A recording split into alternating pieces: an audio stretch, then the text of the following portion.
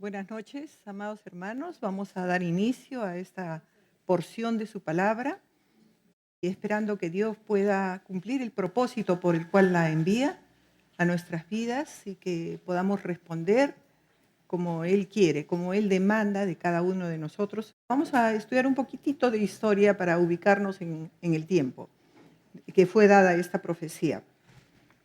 Y es la más importante de las profecías con respecto al nacimiento del Mesías. Esta profecía fue dada 750 años antes de Cristo por el profeta Isaías, donde las tinieblas en las que vivían era densa. Cuando se habla de tinieblas, se habla de pecado, de perdición, de maldad. En ese tiempo estaban viviendo este momento crítico.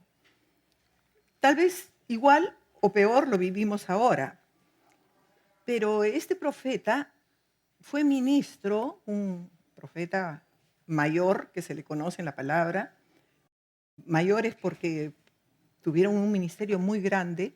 Él profetizó a 5 reyes de Israel, de Judá. Y el último rey lo aserró, lo mató, no tuvo misericordia de él.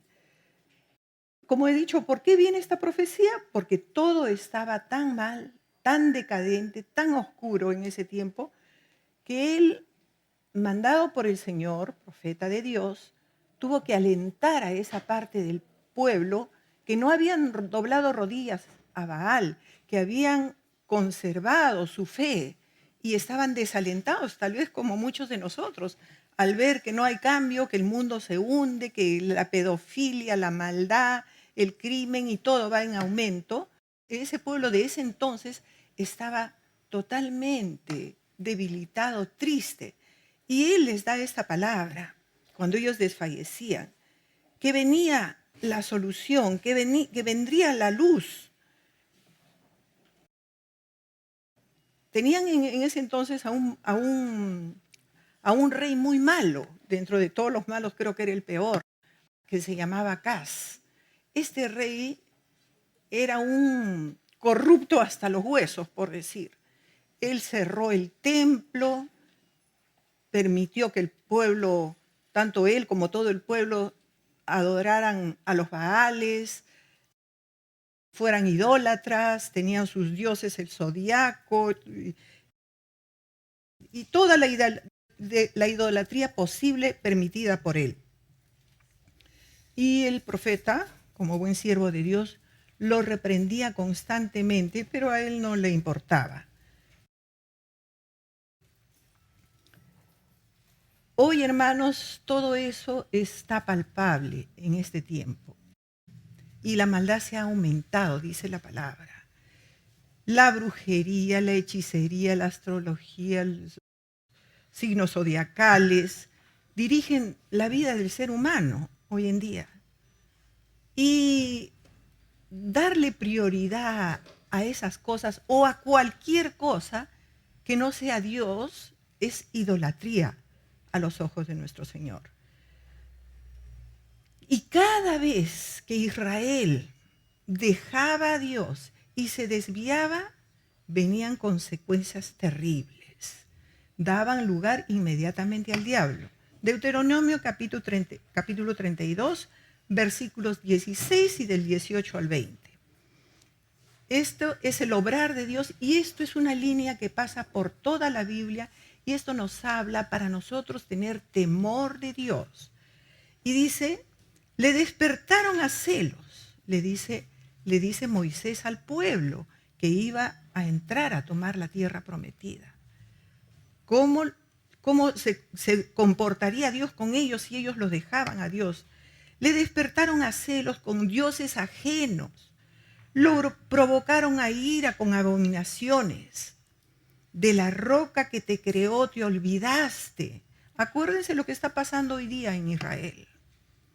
Te has olvidado de Dios tu creador.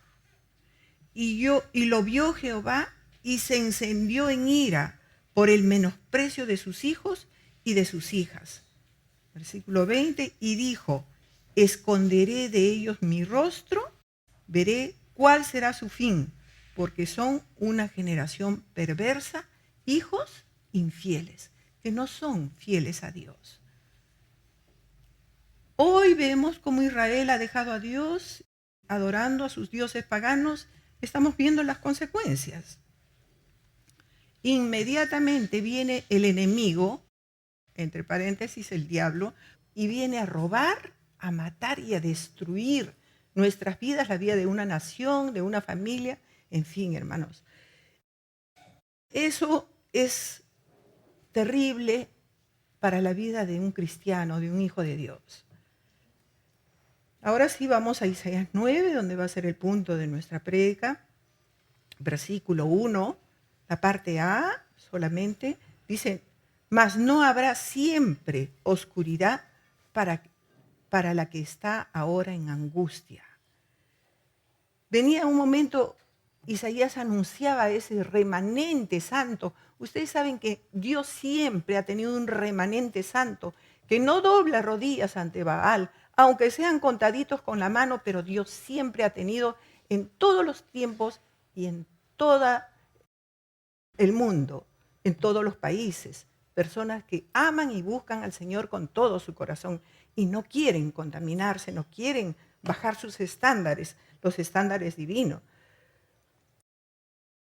Les anunciaba que iba a terminar, que pronto iba a terminar. Y bueno, eso tuvo un cumplimiento histórico, pero también hablaba de la venida del Mesías, que cuando Él venga iba a terminar con todo eso. Y nos está hablando aquí de su primera venida, de su nacimiento. Les da esta esperanza, este consuelo de que Dios tenía el control de todo y Él los iba a ayudar. Y eso hay que aplicarlo ahora en nuestras vidas cuando pasemos por diversas pruebas. Los profetas que profetizaron, dice la palabra, no podemos leer todo porque mi tiempo es cortito y acá me van a poner multa o tarjeta roja si me demoro. Entonces, ellos profetizaron en una sola visión, en un solo evento, su primera y segunda venida, porque a ellos no les había sido revelada esta segunda venida. ¿Se acuerdan de Daniel? Escribe, pero Danielito, tú no vas a entender absolutamente nada. Esto es para el futuro. Los que conocen la Biblia saben. Les hablaba proféticamente de Galilea, por eso se le llamaba Galilea de los gentiles, a ese pueblo que estaba en una densa oscuridad, en pecado.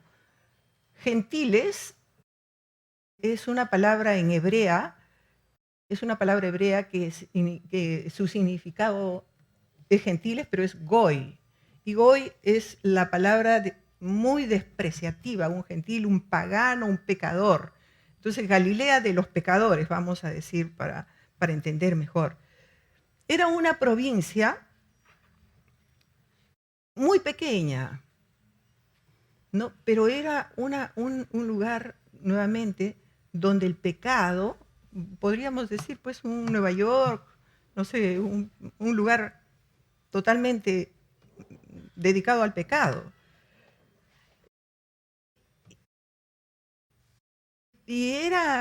¿Por qué esa parte de Israel estaba tan contaminada? ¿Por qué? Porque era frontera con Siria, con esos países paganos. Entonces ellos habían contaminado esa parte de Israel. Por eso ellos, los judíos, menospreciaban ese lugar, Galilea. Le llamaban Galilea de los gentiles.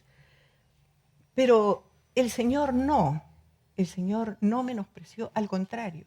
Cuando Él vino a la tierra y se hizo hombre, Él escogió especialmente vivir en Galilea de los gentiles. Ahí estableció su ministerio y ahí pasó el mayor tiempo de su vida. ¿Qué amor tan grande! Él escoge lo vil, lo menospreciado. Por eso muchos de nosotros estamos acá, que no lo merecíamos. Entonces, un amor muy grande de Dios para escoger justamente el lugar donde sobreabundaba el pecado, para que sobreabunde la gracia de Él. Mateo capítulo 4, versículo 2 en adelante, dice, volvió a Galilea. Esto fue cuando Juan el Bautista murió, ustedes lo pueden leer en sus casas. Versículo 14, porque para que se cumpliese lo dicho por el profeta Isaías. Estamos en el Nuevo Testamento. ¿Cómo esa profecía 750 años antes del nacimiento de Cristo ya tuvo su cumplimiento? Toda profecía en la palabra va a tener su cumplimiento de todas maneras. Para que se cumpliese lo dicho por el profeta Isaías cuando dijo, versículo 15, tierra de Zabulón y tierra de Neftalí, ahí vivía esa tribu, camino del mar, al otro lado del Jordán, Galilea de los gentiles. Versículo 16, vuelve a repetir lo que dice el profeta. El pueblo asentado en tinieblas vio gran luz. Ahí estaba el Mesías. Y a los asentados en región de sombra de muerte, luz les resplandeció.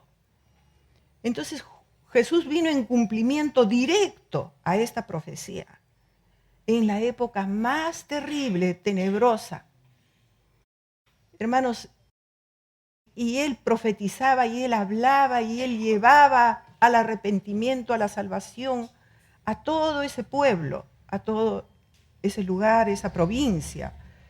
Y eso es lo que también hay que aplicarnos a nuestras vidas. Nosotros, el mundo está desfalleciendo, el mundo está en angustia, no hay paz, no hay esperanza, no hay consuelo. Ellos necesitan que nosotros llevemos esa luz, esa esperanza, ese consuelo. Especialmente que esto va a terminar pronto. Su segunda venida, créanlo o no, su segunda venida está muy cercana, más de lo que nosotros nos podemos imaginar. Todo está cumplido. Y esa va a ser la segunda parte de la Navidad que ha sido profetizada por Isaías. Versículo 2. El pueblo que andaba en tinieblas vio gran luz. Los que moraban en tierra de sombra de muerte, luz resplandeció sobre ellos. Hablaba Isaías 750 años. Anuncia ahí la venida del Mesías, del Salvador del mundo, para quitar el pecado. Pero ¿qué pasó? ¿Qué pasó? ¿Y qué pasa hoy día? Aplíquenlo, esto es actual, hermanos. ¿Qué pasó? Dice el Mesías, dice la palabra, la luz en Juan 1, la luz vino al mundo. Pero ¿qué pasó? Los hombres amaron más las tinieblas que la luz. ¿Por qué? Porque sus obras eran malas y no querían venir al Señor. A lo suyo vino. El mundo fue hecho por él. Pero los suyos, el pueblo judío, no lo recibía. Pero dice, mas a todos los que le recibieron, gracias al Señor por nosotros, gentiles, a todos los que le recibieron, a todos los que creen en su nombre, les da potestad de ser hechos hijos de Dios. Ese es el amor de Dios para con nosotros. Isaías 6, seguimos 9:6, en la misma profecía, y dice, porque un niño nos es nacido, la primera parte, la parte A, hablaba Isaías. Cuando dice un niño nos es nacido, vamos a desglosarlo en dos partes. Habla de su humanidad de un niño. Él fue hombre al 100% y fue Dios al 100%. Pero acá, en esta primera parte, nos está hablando que un niño nos es nacido. Habla de esa humanidad. Dios fue Dios siempre, pero se hizo hombre y habitó entre nosotros. Y se despojó de sí mismo, dice también la palabra. Se humilló hasta lo sumo, tomando forma de hombre, hasta la muerte y muerte de cruz, que es maldito todo aquel que es colgado en un madero, es la peor muerte. Él se humilló para darnos vida, para darnos salvación, para sacar toda tiniebla de nuestras vidas. Esto está en Filipenses capítulo 2. Él se hizo hombre para identificarse con nosotros, para saber que nosotros, todas nuestras debilidades, pasó por todo, todas nuestras flaquezas, todo lo que pasamos nosotros ya lo pasó Él primeramente.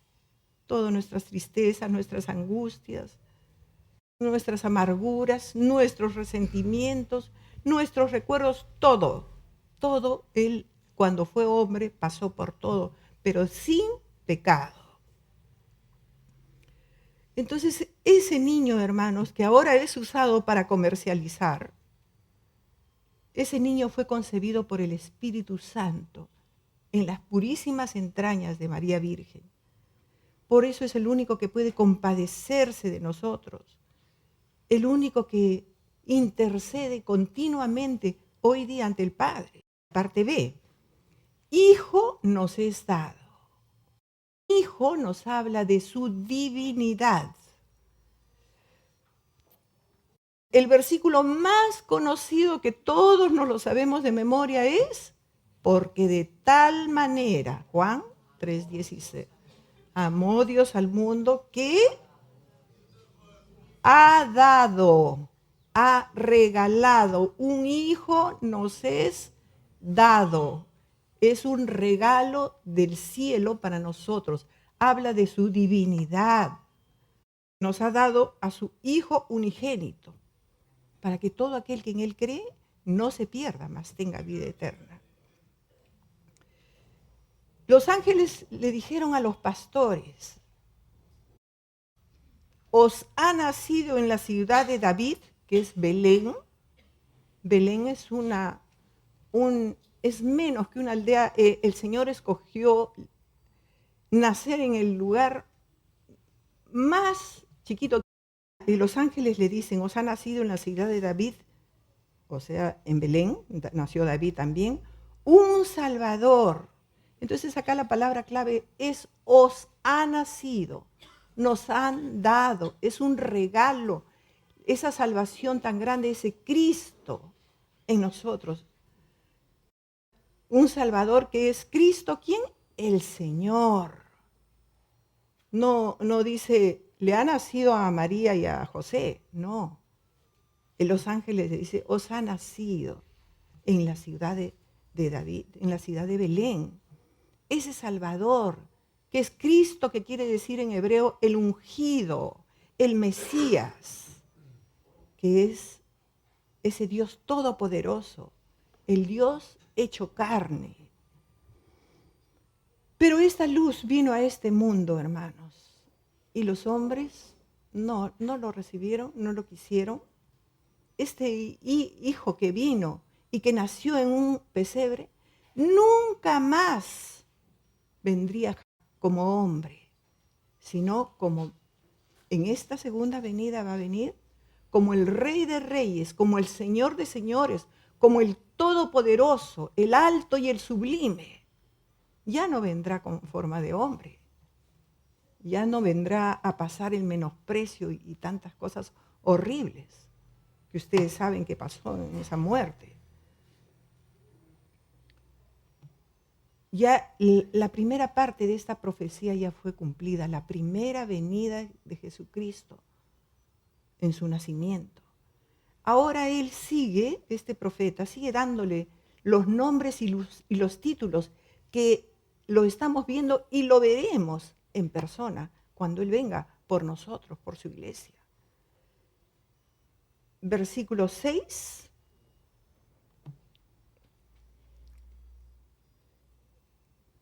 Dice que será llamado admirable.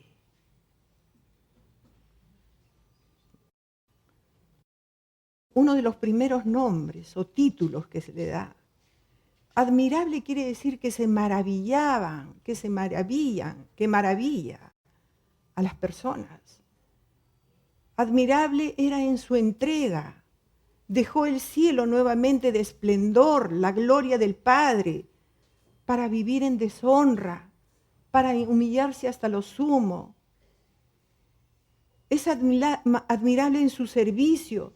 Sirvió a los tibios, sirvió a los leprosos, a los enfermos, a los discípulos, a Judas que lo traicionaría, lo sirvió, a las prostitutas, a la samaritana, a pobres, a ricos, a hombres, a mujeres.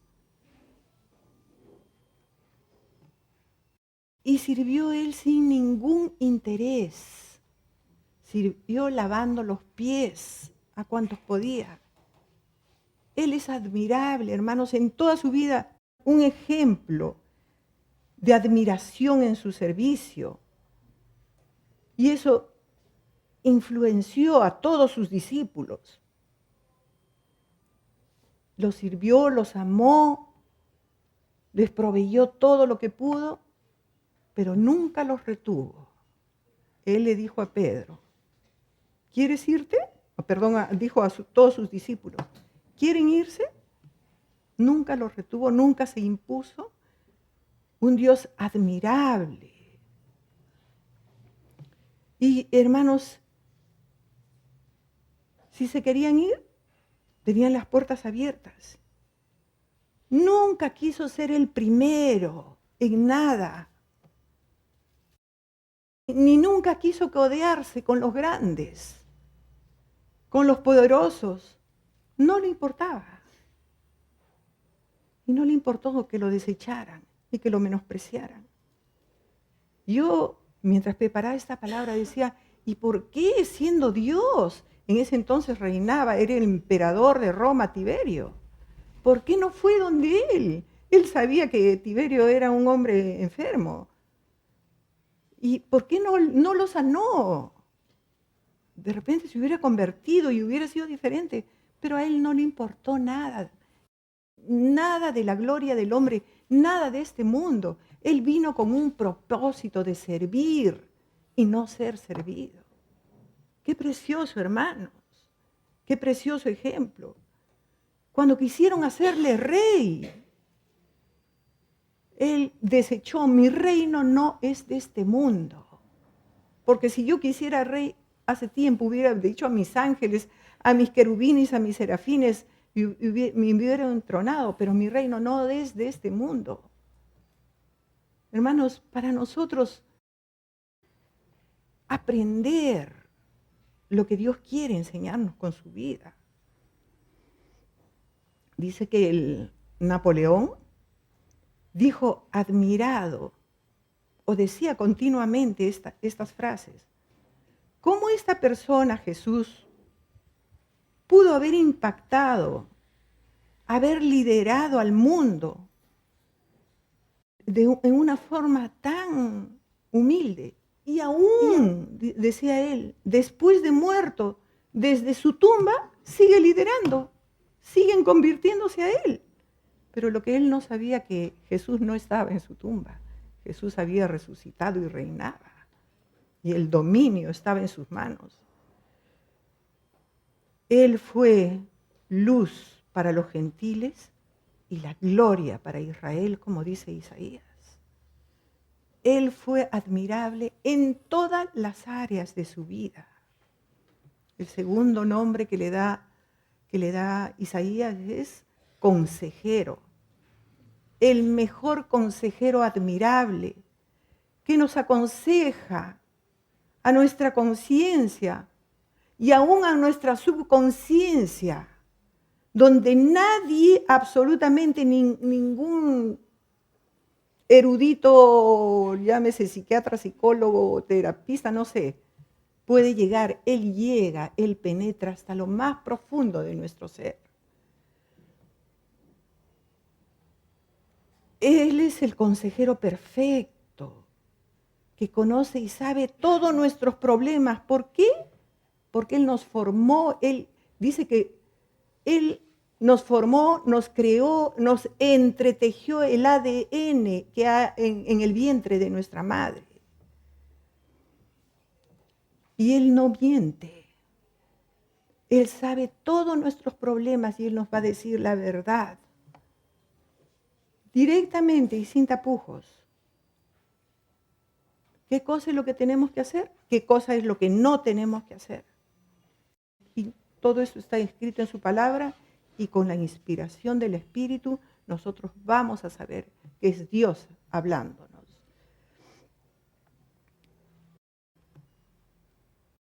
El rey David, que tenía consejeros a diestra y siniestra, ¿se acuerdan de Natán, de los sacerdotes? Él tenía como primer consejero a Dios. Salmo 16:7. Bendeciré a Jehová, decía el rey David, que me aconseja, era su consejero principal. Aún en las noches me enseña a mi conciencia. Qué precioso, hermanos, porque nosotros dormimos, pero Él sigue trabajando en nosotros. Él está las 24 horas de su vida, de nuestras vidas, de nuestro tiempo terrenal. Él no parpadea, no duerme, no se fatiga con cansancio. Él está hablándonos aún dormidos. Decía también David, yo dormía y me despertaba y el Señor Jehová me sustentaba. Salmos 4, si no me equivoco, o 3. Entonces, está presto para atendernos. A las 3, 4 de la mañana, no importa. El día que tú tienes tus vigilias de tu noche, ahí anda donde Él. Y ahí vas a ver cómo Él inclina su oído y está a favor de sus hijos. Es un consejero admirable. Todos necesitamos tarde o temprano un consejo y está bien. Está bien tener nuestros consejeros, tener personas que nos guíen. Correcto, eso es bíblico. Todos los siervos de Dios y también lo han hecho. Y también Salomón, siendo un hombre tan sabio, se ve que estaba rodeado de ancianos consejeros. Pero su hijo dejó a esos buenos consejeros y buscó a unos jóvenes inexpertos. Así es que, hermanos, hay que saber buscar a un buen liderazgo que te aconseje de acuerdo a la voluntad del Señor. Pero bueno, nosotros como humanos podemos aconsejar, yo puedo aconsejar, puedo orar, puedo leer la palabra y puedo decirles lo que deben hacer, pero nuestro Dios, y esto nos lleva al siguiente nombre, al siguiente título que le da Isaías, no tenemos la fortaleza y el poder para que esa vida pueda seguir el consejo y hacer conforme a lo que uno le dice. Él solamente tiene el poder para que se pueda seguir su consejo. El siguiente título es Dios fuerte, es Dios todopoderoso. Él hizo el universo y todo lo que dice Juan 1, y todo lo que ha sido hecho fue hecho por Él. Y si no fue hecho por Él, nada pudiera haber sido hecho. Les voy a parafrasear lo que está en Juan 1.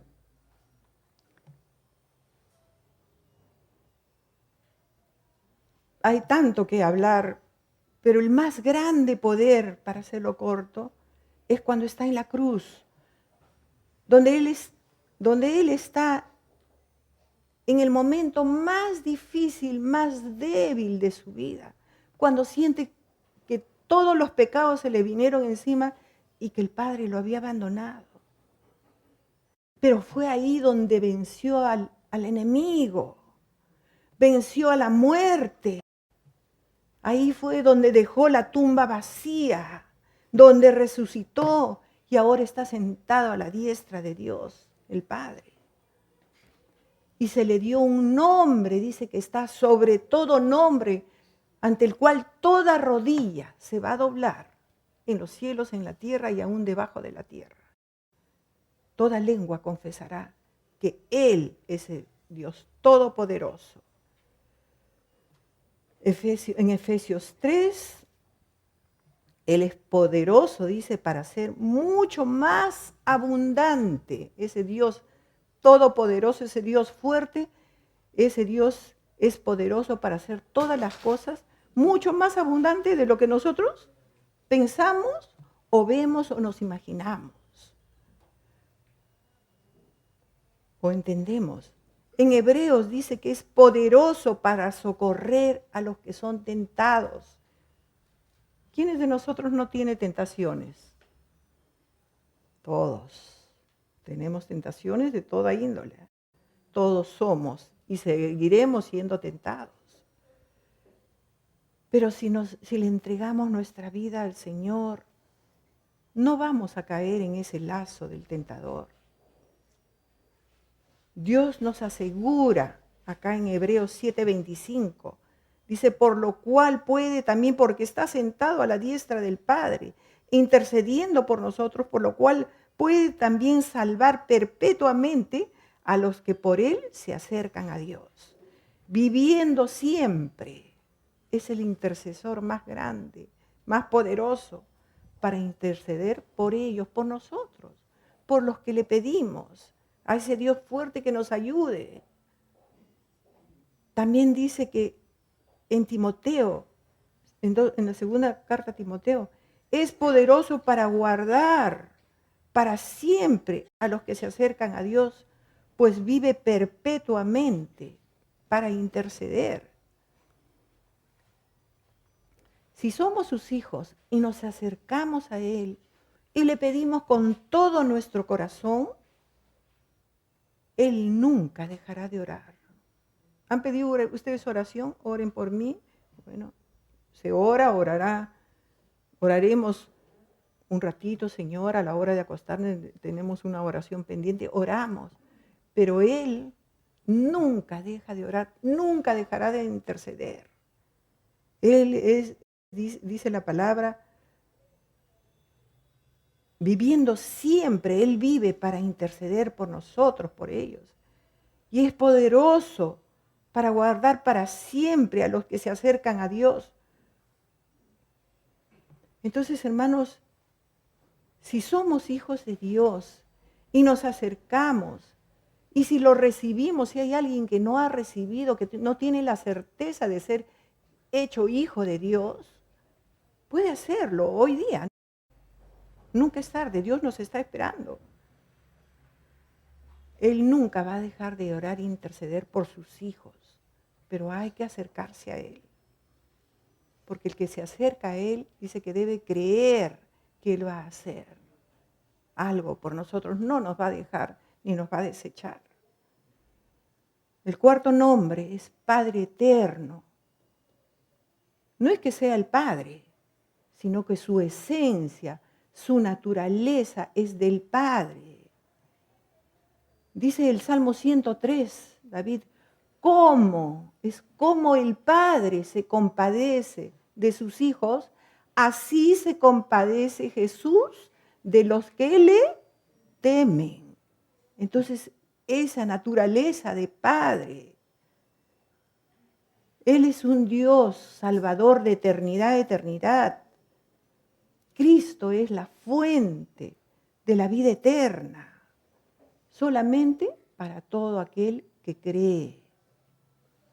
En Juan 10, Jesús dijo categóricamente, yo y el Padre uno somos. Él tiene esa naturaleza, Él tiene esa esencia. El quinto título que le da Isaías es Príncipe de Paz. Primeramente nos trae Él es el que trajo ese puente, esa salvación para nosotros, para llevarnos al Padre. Él nos trae paz para con Dios. Fuera de Él, antes de haber recibido a Cristo, vivíamos en enemistad contra Dios. Dice la palabra que estábamos ajenos a su vida y sus propósitos, a sus caminos. En Filipenses 4 dice que Él da la paz que sobrepasa. El único que puede darnos esa paz que va a sobrepasar nuestro entendimiento. En Efesios 2:14, Él es nuestra paz. Es algo que nunca podremos tener con nada en esta tierra. La paz de Dios no se puede comprar. La paz que nosotros queremos no la puedes tomar en una pastilla. ni en una inyección, ni con el médico más caro del mundo. No se puede. Él es el príncipe de paz. Mi paz os dejo, mi paz os doy, no como el mundo te va a dar. En el mundo vamos a tener aflicción, vamos a tener tristeza, vamos a tener dolor. Mas no temáis, yo, ese príncipe, yo he vencido al mundo.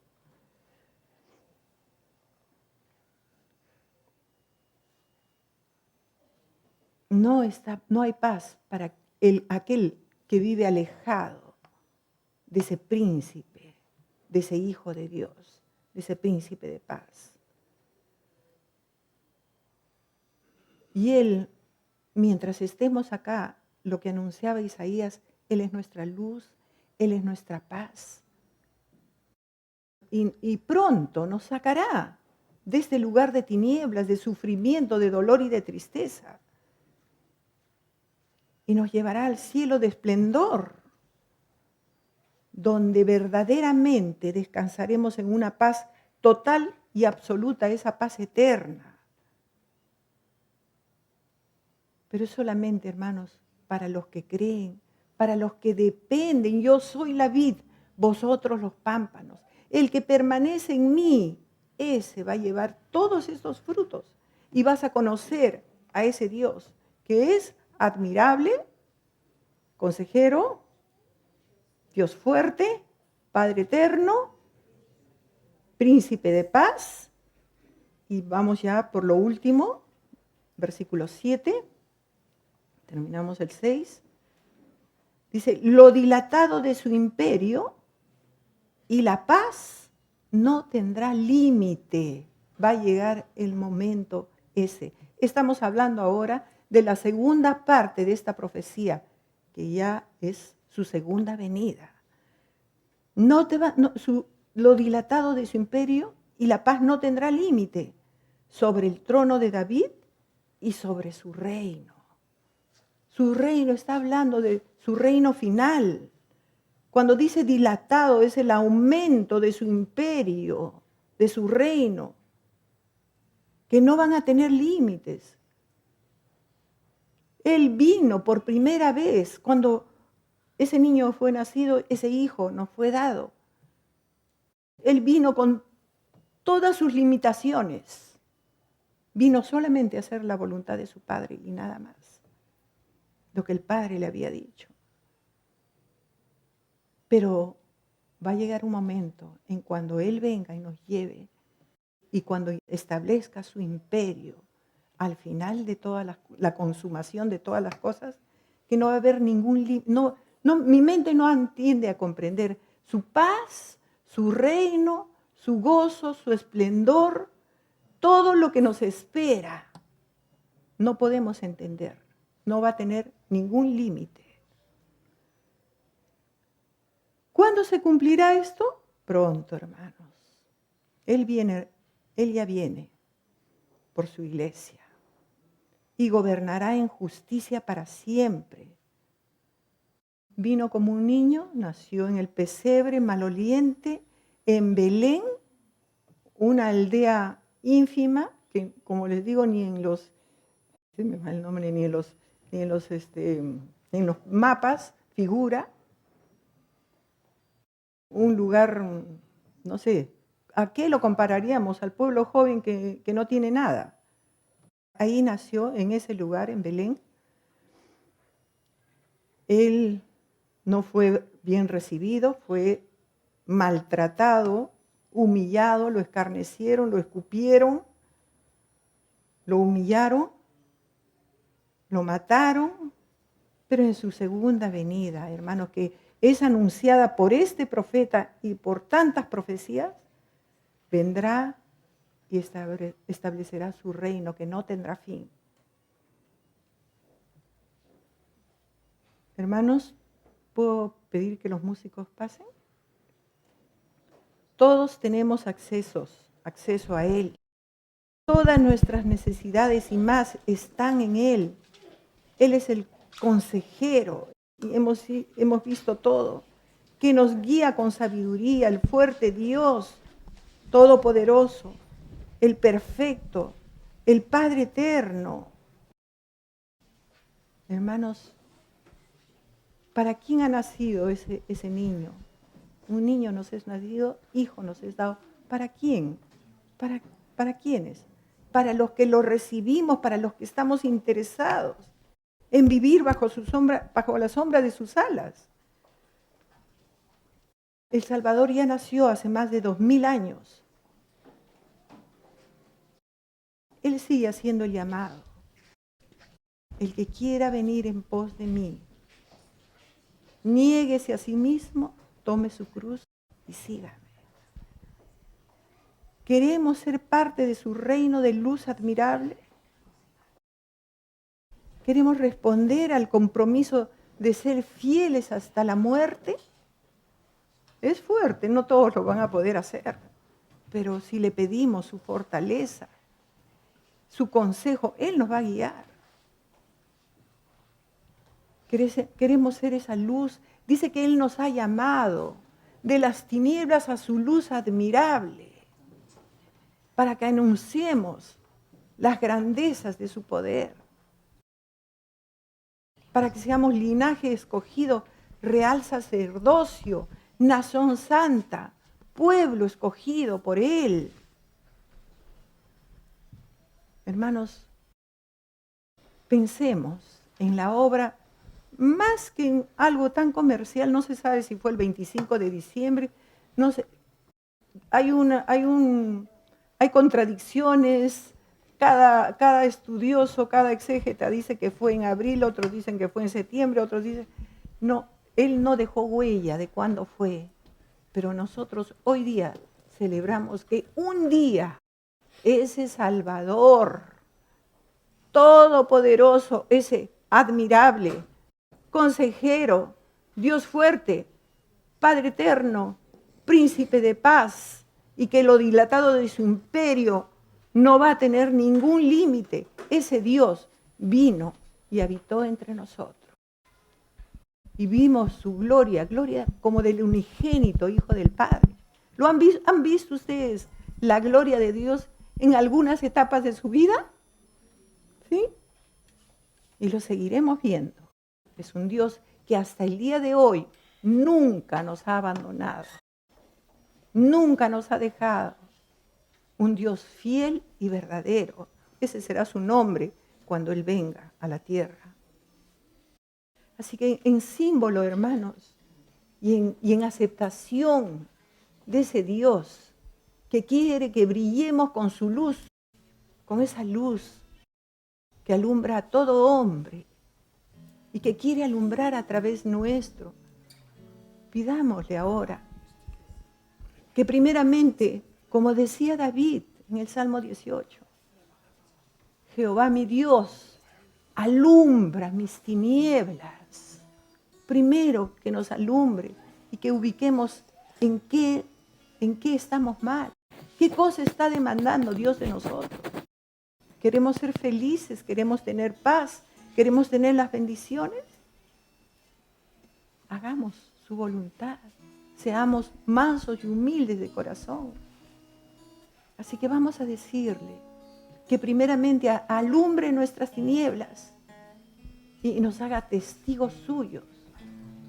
Que anunciemos, dice que nos sacó de las tinieblas a su luz admirable, para anunciar las virtudes de aquel que nos llamó de las tinieblas a su luz.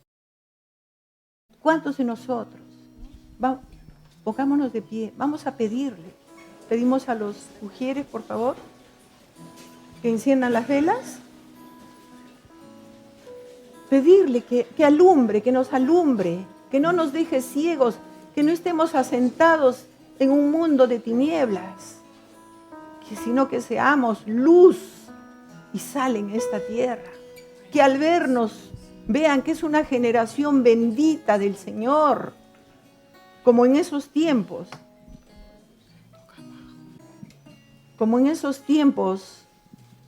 que Dios no los dejó en los tiempos de Isaías, que ellos estuvieran en esa oscuridad. Mandó ayuda y seguirá mandando ayuda en estos tiempos, en estas tinieblas, en esta maldad, en este pecado. Él nunca ha desamparado a sus hijos, a su remanente santo. Hermanos, y así una vez que Él nos ilumine, que Él ponga su luz y su verdad, que éstas nos guiarán, nos conducirán hasta sus moradas, que nosotros podamos hacer esa obra que Él espera. Lucho y Rocío, ¿pueden pasar adelante? Hermanos, pedirle al Señor que esa luz que un día fue puesta, encendida, que ese pábilo no se apague, que pueda estar prendido y que esa luz que un día fue depositada en nuestros corazones vaya en aumento, como la luz de la aurora, dice, que va en aumento hasta la perfección, hasta que estemos con Él. Tú con tu luz a las tinieblas bajaste. Toma. Gracias a ti pude ver. Por tu belleza aprendí a adorarte y junto a ti quiero estar.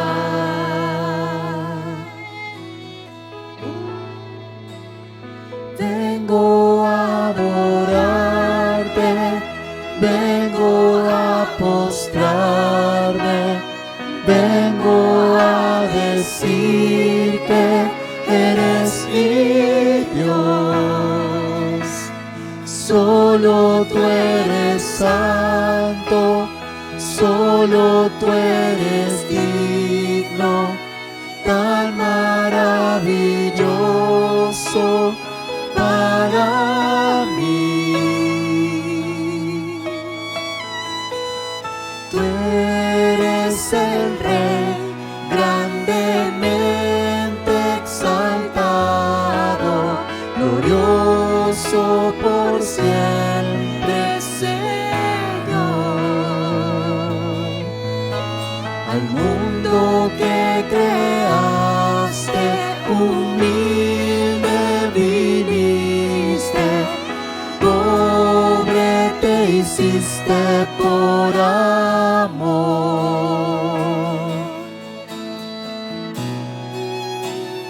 Vengo a adorarte, vengo a postrarme, vengo a decir que eres mi Dios.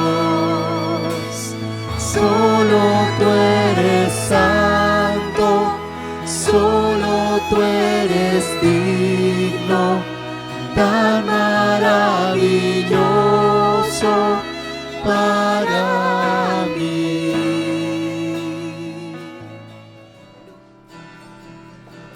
Admirable es nuestro Dios, Él reina con todo poder, con sabiduría y amor. Admirable es nuestro Dios, admirable es nuestro Dios, Él reina con todo poder, con sabiduría y amor. Admirable es nuestro Dios, admirable es nuestro Dios, Él reina todo poder, con sabiduría y amor. Admirable es nuestro Dios, admirable es nuestro Dios, Él reina todo poder, con sabiduría y amor. Admirable es nuestro Dios,